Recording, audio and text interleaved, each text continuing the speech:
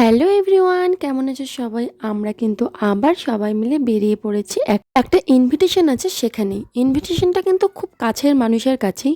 এর আগের দিন একটা ভিডিও দিয়েছিলাম, আমার পিসি শাশুড়ির বাড়িতে আমার ননদ পুজো করে, মানে পিস্তাতো ননদ, শিব পুজো। সেখানে প্রসাদ খেতে যাওয়ার একটা ব্লগ ভিডিও দিয়েছিলাম। তো সেই দিদির বাড়িতেই কিন্তু আজকে শিব পুজোর প্রসাদ খাওয়ার দুদিন বাদে তারা মৎস্যমুখী করছে, সেটারই নিমন্ত্রণ। আমাদের সব আত্মীয় স্বজন মিলে সেখানে খাওয়া দাওয়ার একটা আজকে মানে গেট টুগেদারের মতন ব্যবস্থা করা হয়েছে। তাই কিন্তু আমরা সবাই মিলে চলে এসেছি। সবাই বলতে মিহুর বাবা না, ও তো এখানে থাকে না, আমি, আমার শ্বশুরমশাই, শাশুড়ি মা আর মিহু। যাই হোক, সেখানে গিয়েই দেখছে আগে রান্না বান্না কিন্তু আমরা যাওয়ার আগেই জোর কদমে চালু হয়ে গিয়েছে। তো অনেক রকমের আইটেমই রান্না হচ্ছে। তো সেদিকটা একটু হালকা ভিডিও করে নিয়ে চলে আসলাম কে কী অবস্থায় আছে সেটা দেখতে। দেখো, যে যার মতন, কেউ আড্ডা মারছে, কেউ সবাই মিলে গল্প করছে।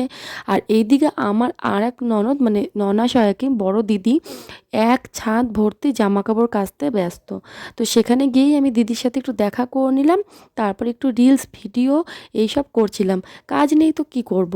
তারপর এসে দেখছি রান্নাবান্না কমপ্লিট। তারপর সবাইকে কিন্তু খেতে দিতে আমি একদম হেল্প করে দিয়েছি প্রচুর। আমি আর আমার দুই পিসি শাশুড়ি মিলেই কিন্তু সবাইকে খেতে দিয়েছি। তারপর কিন্তু আমরাও খেতে বসলাম। ও, তোমাদেরকে তো বলাই হলো না আইটেমে কী কী ছিল। ছিল ভেজ ডাল, ভাত, বেগুন ভাজা, বাঁধাকপির ঘন্ট, ফুলকপি আলু পনির দিয়ে তরকারি, কাতল কালিয়া, মাছের তেলের তেল চচ্চড়ি, চাটনি, মিষ্টি। তারপর কিন্তু আমিও খাওয়া দাওয়া করে নিলাম। তারপরে সবাই মিলে এখানে এক জায়গায় গল্প হচ্ছে। আর যেখানে সবাই মিলে থাকবো সেখানে একটা গল্প হবে না তা তো হয় না।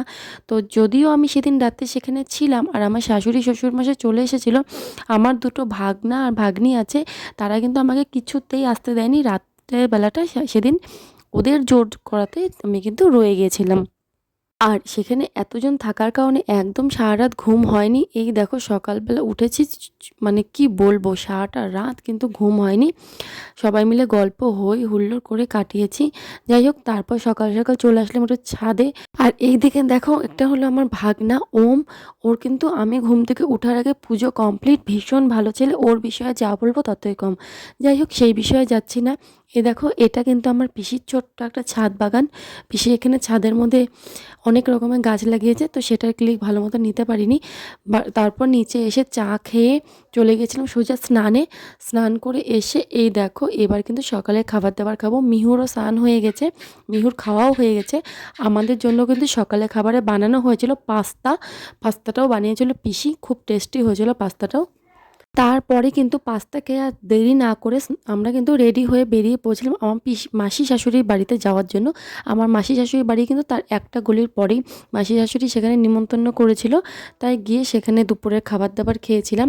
আর মাসি শাশুড়ি বাড়ির সামনে দিয়ে এরকম ট্রেন যায়, তো মিহু দেখে তো খুব আনন্দ পাচ্ছে, ও বারবার ট্রেন দেখার জন্য ওইদিকে ছুটে যাচ্ছিল।